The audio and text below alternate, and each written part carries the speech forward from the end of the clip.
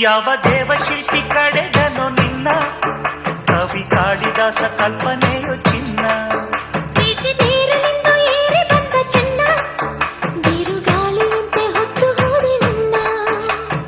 ಊರ್ವಶಿಯ ತಂಗಿಯೋ ಮಾತನಾಡು ಗಿಳೆಯೋ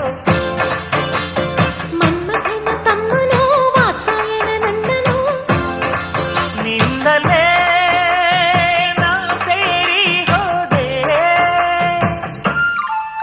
ಯಾವ ದೇವಶಿಲ್ಪಿ ಕಡೆಗನು ನಿನ್ನ ಕವಿ ಕಾಳಿದಾಸ ಕಲ್ಪನೆಯು ಚಿನ್ನ